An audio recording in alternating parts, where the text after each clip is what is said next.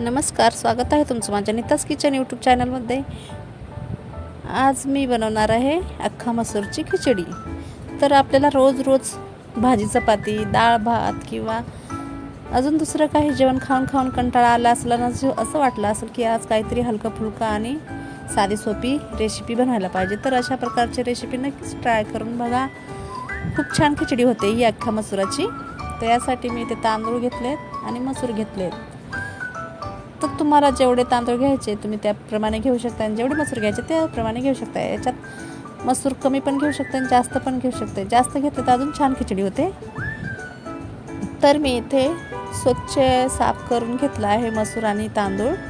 आता इथे 2 ते 4 पाण्याने मी छान धुवून घेतले आणि परत 2 ग्लास टाकून मी याला भिजत ठेवले 10 मिनिटं फक्त। ते 10 मिनिटं भिजेपर्यंत मी याचं साहित्य कापून घेतलंय। कांदा, टोमॅटो, मिरची, लसूण, अद्रक ठेचून घेतलंय आणि थोडी कोथिंबीर। आता मी इथे कुकरमध्ये तेल टाकून घेतलं एक पळी। त्यामध्ये मोहऱ्या, जिरे आणि हिंग फोडणी केली आहे। त्यामध्ये मी 2 इलायची टाकली आणि 2-3 काळी मिरी टाकले। तर त्याच्यात आपल्याला कांदा, लसूण, अद्रक, कढीपत्ता हे सर्व टाकून मिक्स करून घ्यायचे। तेलामध्ये छान फ्राय करून घ्यायचे।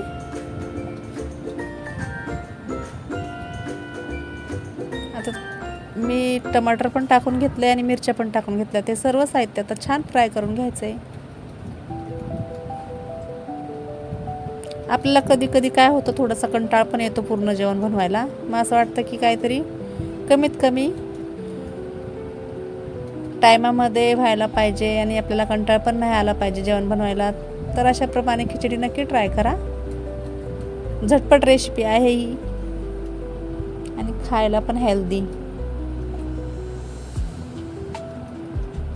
तर ही सर्व मी आता छान फ्राय करून घेतले तेलामध्ये। आता याच्यात आपल्याला तांदूळ टाकून घ्यायचे, ते धुतलेले भिजत घातले ना ते। तर 10 मिनिटं मी याला भिजत घातलं होतं। तर हे सर्व तांदूळ या कुकरमध्ये टाकून घ्यायचे।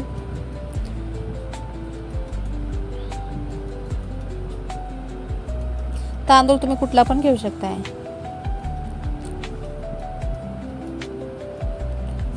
आता हे याच्यात छान मिक्स करून घ्यायचंय।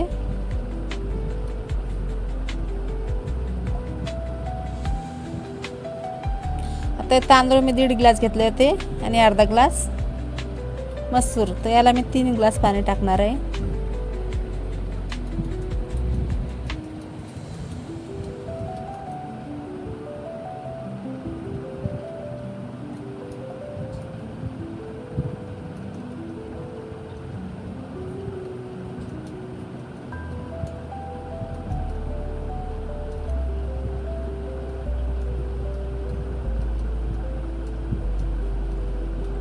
आता कुकरचं झाकण लावून आपल्याला 3 ते 4 शिट्ट्या काढून घ्यायच्या आहेत।